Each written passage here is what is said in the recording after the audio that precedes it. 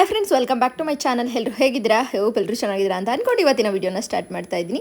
ಭವ್ಯ ಗೌಡ ನಮ್ಮ ನೆಚ್ಚಿನ ಕರ್ಣ ಸೀರಿಯಲಲ್ಲಿ ಹೀರೋಯಿನ್ ಆಗಿ ಕಾಣಿಸ್ಕೊತಾ ಇದ್ದಾರೆ. ಅದ್ರ ಜೊತೆಗೆ ನಮ್ರತಾ ಗೌಡ ಅವರು ಕೂಡ ಹೀರೋಯಿನ್ ಆಗಿ ಪಾತ್ರನ ನಿರ್ವಹಿಸ್ತಾ ಇದ್ದಾರೆ. ಸೊ ಕಿರಣ್ ರಾಜ್ ಹಾಗೆ ನಮ್ರತಾ ಗೌಡ ಮತ್ತು ನಮ್ಮ ಭವ್ಯ ಗೌಡ ಈ ಮೂರು ಜನನೂ ಕೂಡ ಒಂದು ಪ್ರಮೋಷನ್ಸ್ ರೀತಿಯಲ್ಲಿ ಎಲ್ಲ ನ್ಯೂಸ್ ಚಾನಲಲ್ಲೂ ಕೂಡ ಪ್ರಮೋಟ್ ಮಾಡಿದ್ರಂದರೆ ಕನ್ನಡ ಸೀರಿಯಲ್ನ 16ನೇ ತಾರೀಕು ಬರುತ್ತೆ ನಮ್ಮ ಕನ್ನಡ ಸೀರಿಯಲ್ ನಿಮ್ಮ ಮುಂದೆ ಅಂತ ಹೇಳಿ.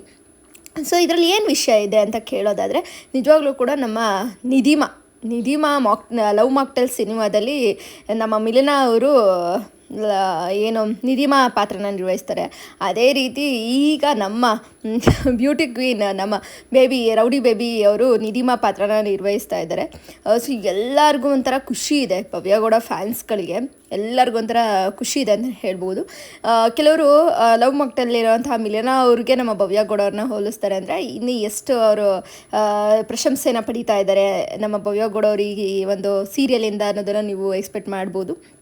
ಆ್ಯಂಡ್ ಭವ್ಯ ಗೌಡ ಆಗಿರ್ಬೋದು ಮತ್ತು ನಮ್ರತಾ ಗೌಡ ಆಗಿರ್ಬೋದು, ಇಬ್ಬರೂ ಕೂಡ ಹೀರೋಯಿನು. ನಿಮ್ಗೆಲ್ಲರಿಗೂ ಒಂದು ಡೌಟ್ ಇತ್ತಲ್ವಾ? ಸೊ ನಿನ್ನೆ ಒಂದು ಡೌಟ್ ಆಲ್ರೆಡಿ ಕ್ಲಿಯರ್ ಆಗಿರುತ್ತೆ ಅಂತ ಅಂದ್ಕೊತೀನಿ. ಕೆಲವರು ಹೇಳ್ತಾಯಿದ್ರಿ ಭವ್ಯ ಗೌಡ ಹೀರೋಯಿನ್ ಅಲ್ಲ ಅಂತ ಹೇಳ್ತಾಯಿದ್ರಿ, ಕೆಲವರು ಹೇಳ್ತಾಯಿದ್ರಿ ನಮ್ರತಾ ಗೌಡ ಮಾತ್ರ ಹೀರೋಯಿನ್ ಅಂತ ಹೇಳ್ತಾಯಿದ್ರಿ. ಸೊ ಎಲ್ಲರಿಗೂ ಪ್ರಶ್ನೆಗಳಿಗೂ ಉತ್ತರ ಏನಪ್ಪ ಅಂದರೆ, ಇಬ್ಬರು ಸೀರಿಯಲ್ಗೆ ಹೀರೋಯಿನು, ಅದೊಂದು ನೆನಪಿರಲಿ. ಮೇಯ್ನ್ ಬಂದುಬಿಟ್ಟು ಇಲ್ಲಿ ಕತೆ ಶುರುವಾಗದೆ ನಮ್ಮ ಭವ್ಯ ಗೌಡ ಅವರಿಂದನೇ ಕತೆ ಶುರುವಾಗುತ್ತೆ. ಕಿರಣ್ ರಾಜ್ ಜೊತೆ ಅವಳೊಂದು ಬಬ್ಲಿ ಗರ್ಲ್ ಅಂತಲೇ ಹೇಳ್ಬೋದು. ನನಗೆ ತುಂಬಾ ಇಷ್ಟ ಆಗೋದಂಥದ್ದು ಏನಂದರೆ, ಭವ್ಯ ಗೌಡ ಅವರು ನ್ಯಾಚುರಲ್ ಈಗ ಹೆಂಗೆ ಬಬ್ಲಿಯಾಗಿ ಆಡ್ತಾರೆ, ಸೊ ಅದೇ ರೀತಿ ಒಂದು ಪಾತ್ರ ಸಿಕ್ಕಿದೆ ಅನ್ನೋದು ಒಂದು ಖುಷಿ ವಿಚಾರ ಅಂತಲೇ ಹೇಳ್ಬೋದು.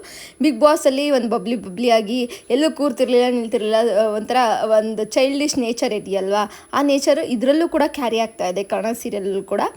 ಮತ್ತು ಬಿಗ್ ಬಾಸಲ್ಲಿ ಕೆಲವೊಮ್ಮೆ ರೌಡಿ ಬೇಬಿ ಥರ ಆಡ್ತಾ ಇದ್ದು ಅಂತ ಅನ್ನೋ ಕಾರಣಕ್ಕೋಸ್ಕರ ರೌಡಿ ಬೇಬಿ ಅಂದರೆ ಎಲ್ಲರಿಗೂ ಕಂಟ್ರು ಕೊಡೋದಿರ್ಬೋದು, ಅವ್ರಿಗೇನು ಅವ್ರು ತಪ್ಪು ಮಾಡಿಲ್ಲ ಅಂದರೆ ಅದನ್ನು ಅನ್ನಿಸ್ಕೊಳಕ್ಕೆ ತಯಾರಿಲ್ಲ, ಆ ಥರ ಇದ್ದಿದ್ದಂಥದ್ದು ರೌಡಿ ಬೇಬಿ. ಮುಗ್ರಂ ಮಂಜುಗಾಗಿರ್ಬೋದು, ಅವ್ರಿಗೆಲ್ಲ ಒಂದು ಹೇಳ್ತಾ ಇದ್ದಿದ್ದಿರ್ಬೋದು, ಅದೆಲ್ಲ ಒಂದು ಸ್ವಲ್ಪ ರೌಡಿ ಬೇಬಿ ಥರ ಅನ್ನಿಸ್ತಾ ಇತ್ತು. ಬಟ್ ಇಲ್ಲಿ ಲವ್ಲಿ ಬೇಬಿಯಾಗಿ ಒಂಥರ ಲವ್ಲಿಯಾಗಿ ಒಂಥರ ಅಂತ ಎಕ್ಸ್ಪ್ರೆಷನ್ ಕ್ವೀನ್ ಅಂತಲೇ ಹೇಳ್ಬೋದು. ಇದರಲ್ಲಿ ಎಕ್ಸ್ಪ್ರೆಸ್ ಮಾಡೋದೇ ಜಾಸ್ತಿ ಇರುತ್ತೆ. ಅವರು ಕರ್ಣನ ಮೇಲೆ ಒಂದು ಲವ್ ಆಗೋದಿರ್ಬೋದು, ಆ ಎಕ್ಸ್ಪ್ರೆಷನ್ಸ್ ಇರ್ಬೋದು, ಒಂದು ಏನಾದ್ರು ಒಂಚೂರು ಸಿಕ್ತು ಅಂತಂದ್ರೂ ಅದನ್ನು ಹೆವಿಯಾಗಿ ಎಕ್ಸ್ಪ್ರೆಸ್ ಮಾಡೋವಂಥದ್ದು ಜಾಸ್ತಿ ಕಾಣುತ್ತೆ ಈ ಒಂದು ಕನ್ನಡ ಸೀರಿಯಲಲ್ಲಿ.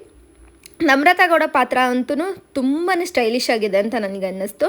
ಮೇಯ್ನ್ ಆ್ಯಕ್ಚುಲಿ ಹೇಳ್ಬೇಕಂದ್ರೆ, ಅವ್ರಿಗೆ ಒಂದು ಸ್ಟೈಲಿಶ್ ಬಟ್ಟೆ ಹಾಕಬೇಕು ಅನ್ನೋದೊಂದು ಜಾಸ್ತಿ ನನಗೆ ನೋಡಿದಂಥದ್ದು. ನಾನು ನಮ್ರತಾ ಗೌಡ ಏನು ಮಾಡಿದ್ರು ಆ ಪಾತ್ರದಲ್ಲಿ ಒಂದು ಬಟ್ಟೆನೂ ಅಷ್ಟೇ, ನಾನು ಆ ಪಾತ್ರ ಬಟ್ಟೆಯಿಂದನೂ ಕೂಡ ಅಥವಾ ಒಂದು ಜ್ಯುವೆಲ್ರಿಯಿಂದನೂ ಕೂಡ ಅದು ತುಂಬ ಕಾಲ ನೆನಪಿರುತ್ತೆ.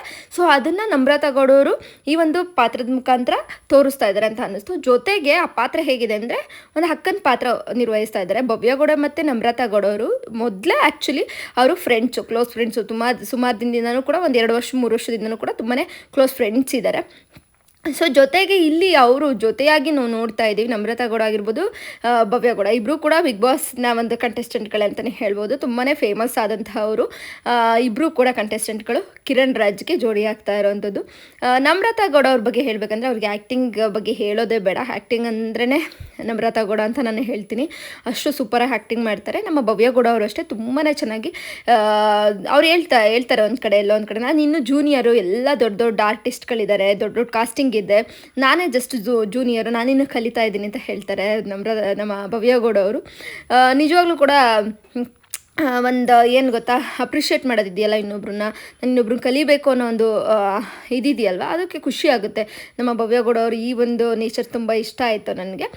ಜೊತೆಗೆ ನಮ್ರತಾ ಗೌಡ ಅವ್ರ ಜೊತೆ ಅಕ್ಕ ತಂಗಿ ಪಾತ್ರದಲ್ಲಿ ಏನು ಕಾಣಿಸ್ಕೊತಾರೆ ಅದು ತುಂಬ ಮಜಾ ಕೊಡುತ್ತೆ ಅನ್ನೋದು ನನಗೆ ಗೊತ್ತಾಯಿತು. ಅಕ್ಕಂಗೆ ಇಲ್ಲಿ ನಿಧಿ ಮತ್ತು ನಿತ್ಯ ಒಂದು ಪಾತ್ರ ಏನಿದೆ ಅದು ಎಲ್ಲರಿಗೂ ಕೂಡ ಇಷ್ಟ ಆಗುತ್ತೆ ಅಂತ ನಂಗೆ ಅನ್ನಿಸ್ತು. ಅದ್ರ ಜೊತೆಗೆ ಇಲ್ಲಿ ಲವ್ ಸ್ಟೋರಿ ಮಾತ್ರ ನೋಡಲ್ಲ, ಅಕ್ಕ ತಂಗಿ ಸಂಬಂಧನೂ ನೋಡ್ತಾರೆ. ಎಲ್ಲ ಕಡೆಯಿಂದನೂ ಕನೆಕ್ಟ್ ಆಗುತ್ತೆ ಈ ಒಂದು ಸೀರಿಯಲ್ಲು.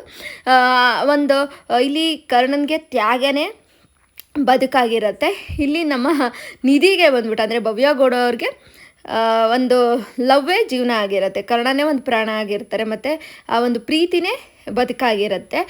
ನಮ್ಮ ನಿಧಿಗೆ ಪ್ರೊಫೆಸರ್ ಮೇಲೆ ಏನು ಲವ್ ಆಗುತ್ತೆ, ಆ ಪ್ರೊಫೆಸರ್ನ ಪ್ರೀತಿಸುವಂಥ ಒಂದು ಸೀನ್ಗಳಿರ್ಬೋದು ಅಲ್ಲಿ. ಮತ್ತು ಅವ್ರಿನ್ನೂ ಏನಂತಂದರೆ ಕರ್ಣ ಅವರು ಒಪ್ಕೊಂಡಿರಲ್ಲ ಲವ್ನ, ಬಟ್ ಇವರು ಜೊತೆಗೆ ಏನಂದರೆ ಇವರು ಫಸ್ಟ್ ರ್ಯಾಂಕ್ ಸ್ಟೂಡೆಂಟು ಕೂಡ ಆಗಿರ್ತಾರೆ. ಅದ್ರ ಜೊತೆಗೆ ಏನಪ್ಪ ಅಂದರೆ ಲವ್ ಕೂಡ ಮಾಡ್ತಾ ಇರ್ತಾರೆ. ಯಾಕೆಂದರೆ ಕರ್ಣ ಸರ್ನೇ ಒಂದು ಇದಾಗಿ ತೊಗೊಂಡಿರ್ತಾರೆ, ಅವ್ರ ಥರನೇ ನಾನು ಮಾಡಬೇಕು, ಅವ್ರನ್ನ ಏನಂತಾರೆ ಒಂದು ರೋಲ್ ಮಾಡಲಾಗಿ ತೊಗೊಂಡಿದ್ದಾರೆ ಕರ್ಣ ಅವ್ರನ್ನ. ಸೊ ಅವ್ರು ಏನು ಇಷ್ಟು ದೊಡ್ಡ ವ್ಯಕ್ತಿ ಆಗಿದ್ದಾರೆ, ಸೊ ನಾನು ಅದೇ ರೀತಿ ದೊಡ್ಡ ವ್ಯಕ್ತಿಯಾಗಿ ಒಂದು ಡಾಕ್ಟರ್ ಆಗಿ ಗೈನಕಾಲಜಿಸ್ಟ್ ಪಾತ್ರನ ನಿರ್ವಹಿಸ್ತಾ ಇರೋದ್ರಿಂದ ಸೊ ನಾನು ಕೂಡ ನನ್ನ ಡಾಕ್ಟರ್ ಆಗಬೇಕು ಅನ್ನೋ ಒಂದು ಆಸೆನ ಇಟ್ಕೊಂಡು ಲಾಸ್ಟ್ ಇಯರಲ್ಲಿ ಅವರು ಮೆಡಿಕಲ್ನ ಓದ್ತಾ ಇರೋವಂಥದ್ದು. ಗೈನಕಾಲಜಿಸ್ಟ್ ಡಾಕ್ಟರ್ ಅಂತಲೇ ಹೇಳ್ಬೋದು. ಆ ಪಾತ್ರ ಒಂಥರ ಹೊಸ ಪಾತ್ರ ಅಂತಲೇ ಹೇಳ್ಬೋದು. ಇಡೀ ಒಂದು ಕನ್ನಡ ಸೀರಿಯಲ್ಗಳನ್ನ ನಾವು ನೋಡ್ಕೊಂಬಂದಂಗೆ ಈ ಒಂದು ಸೀರಿಯಲ್ ತುಂಬ ಡಿಫ್ರೆಂಟ್ ಅಂತ ಅನ್ನಿಸುತ್ತೆ ನನಗೆ. ಜೊತೆಗೆ ಇಲ್ಲಿ ವರ್ಕ್ ಮಾಡ್ತಾ ಇರೋದು ಬಂದ್ಬಿಟ್ಟು ತುಂಬಾ ಏಜ್ಡ್ ಪರ್ಸನ್ ಅನ್ನೋದಕ್ಕಿಂತ ಎಕ್ಸ್ಪೀರಿಯನ್ಸ್ ಇರೋ ಪರ್ಸನ್ ಅಂತ ನಾನು ಹೇಳ್ತೀನಿ. ಗಾಯತ್ರಿ ಮ್ಯಾಮ್ ಇರ್ಬೋದು, ಉಷಾಲತಾ ಮೇಡಮ್ ಇರ್ಬೋದು, ಹಾಗೆ ನಾಗಭರಣ ಸರ್ ಅಂದರೆ ನಾವು ಫ್ಯಾನ್ಗಳು. ಏಕೆಂದರೆ ಸುಮಾರು ವರ್ಷಗಳ ಹಿಂದೆ ಆ ಒಂದು ಸಿನಿಮಾ ಕಥೆಗಳಿರ್ಬೋದು ಎಲ್ಲವನ್ನು ಕೂಡ ಬರೆದು ಆ ಸಿನಿಮಾ ಅಂತಂದ ನೋಡೋದಕ್ಕೇ ಒಂಥರ ಖುಷಿ ಆಗೋದು. ಈಗ ರಾಜಾ ಹುಲಿಲಿ ನಮ್ಮ ನಾಗಭರಣ ಸರ್ನ ನೋಡಿದ್ದು, ಅದಾದಮೇಲೆ ನಮಗೆ ಸಿನಿಮಾದಲ್ಲಿ ಅಷ್ಟೊಂದು ನೋಡೋಕ್ಕೆ ಕಾಣಲಿಲ್ಲ.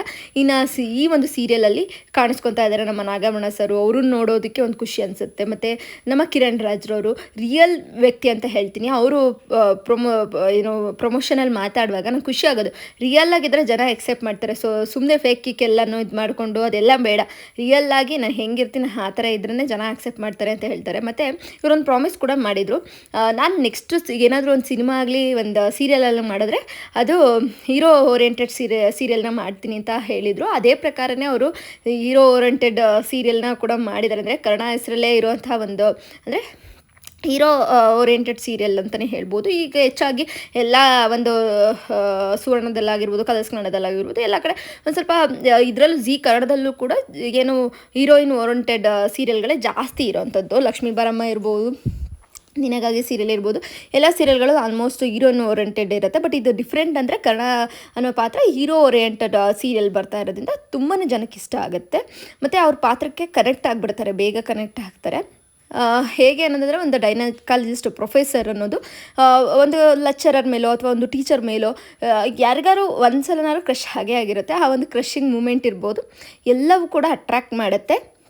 ಮತ್ತು ತುಂಬಾ ಇಷ್ಟ ಆಗುವಂಥ ಪಾತ್ರ ಡಾಕ್ಟರ್ ಪಾತ್ರ. ಎಲ್ಲರೂ ಕೂಡ ಒಂದು ಡಾಕ್ಟರ್ ಅನ್ನೋ ಒಂದು ಕನಸನ್ನೇ ಕಂಡಿರ್ತಾರೆ. ಎಲ್ಲ ಪೇರೆಂಟ್ಸ್ಗಳು ಕೂಡ ನನ್ನ ಮಕ್ಕಳು ಡಾಕ್ಟರ್ ಆಗಬೇಕು ಒಂದು ಆ ಥರದ್ದೊಂದು ಕನಸಿದ್ದೇ ಇರುತ್ತೆ. ಸೊ ಆವಾಗ ಈ ಪಾತ್ರ ಕರೆಕ್ಟ್ ಆಗ್ಬೋದು ಅಂತ ಒಂದು ಇದರಿಂದನೂ ಕೂಡ ನಮ್ಮ ರಮೇಶ್ ಇಂದಿರಾ ಸರ್ ಡೈರೆಕ್ಷನ್ ಟೀಮಲ್ಲಿ ನಡೀತಾ ಇದೆ. ನಮ್ಮ ಶ್ರುತಿ ಮೇಡಮ್ ಅವರು ಪ್ರೊಡಕ್ಷನ್ ಹೌಸಿಂದ ಈ ಒಂದು ಸೀರಿಯಲ್ ಬರ್ತಾ ಇದೆ.